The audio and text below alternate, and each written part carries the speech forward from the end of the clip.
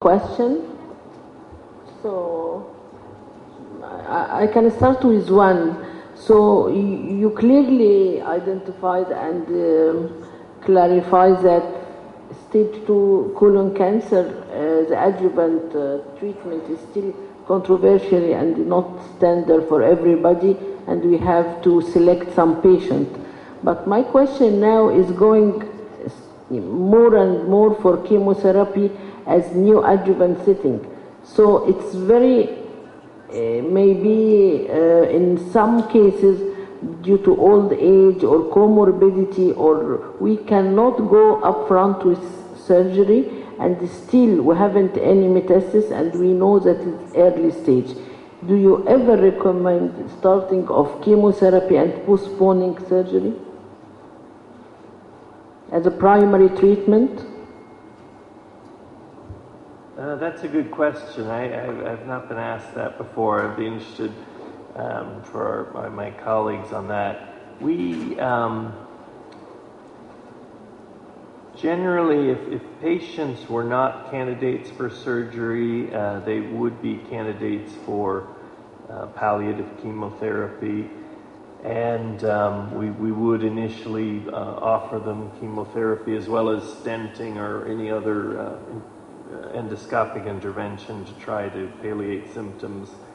And if patients' overall performance status improved, surgery could be entertained at a later option. That being said, our surgeons don't turn down very many patients, I have to say. So most patients they're willing to take on. Professor Shawi? Can you?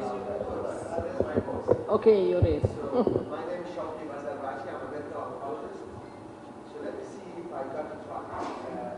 So patients who are stage 2 colon cancer, at the MD Anderson, you do microsatellite instability for them, and you check if they are MSI high. You don't give them any adjuvant chemo. But then if they are not MSI high, you give everybody else adjuvant chemotherapy? Is that what you do? I apologize if I didn't make that clear. In the group that are microsatellite stable, we look at other pathologic features, if they're T4 or high grade, or if they had an inadequate nodal sampling. And if they have some high-risk features, we would have a discussion with them about the limited benefit of chemotherapy and the risks. And I have to be honest, we probably leave it's a shared decision-making, but with the patients would have a big input. Patients without high-risk features that were microsatellite unstable, we would generally not offer chemotherapy to those patients. Okay. And the majority, which is about 85% of the patients who have microsatellite stable, you give them chemotherapy as a standard. Low, average risk and high risk. So sorry, if they had microsatellite stable but no adverse prognostic factors, so they looked favorable, we would advise them not to take chemotherapy. And if they had any one of those adverse prognostic features pathologically, T4, perineural invasion, inadequate nodal sampling, in those cases we would talk to the patient. We wouldn't automatically. Now, in the SEER database, looking at Medicare patients, around 38% overall were getting adjuvant therapy, and these are people over the age of 65. That's nationwide, but I would say it would be probably less than 30% of the patients we see.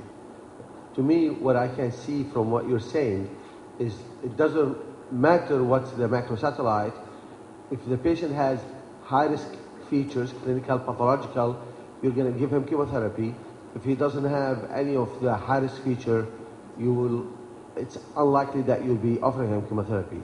So the microsatellite at the present time is not making a major decision in whether you'll give your patient chemotherapy or not. Well, I think for patients who are microsatellite unstable, that clearly we don't offer chemotherapy. And there's some suggestion chemotherapy may be of harm. But you said if they have a high-risk features, you would still talk to them about possibly giving them chemotherapy if they're No, so if they're I apologize, I didn't do a good job with the talk, but if they're microsatellite unstable right away, regardless of any features, we do not offer chemotherapy, even if they're T4 or perineural invasion, or even probably if they have suboptimal nodal sampling, because there's some even suggestion that they may do worse with chemotherapy.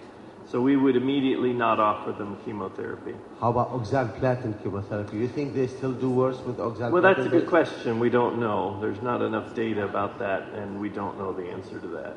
But we probably would not, because they do so well. Those patients, over 85% will be cured.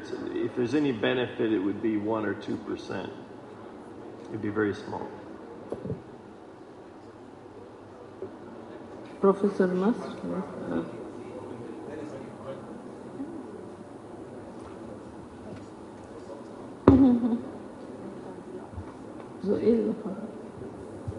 I wish to go in the same direction like Dr. Bazarbashi, but I think the subject is well cleared for most patients with stage 2.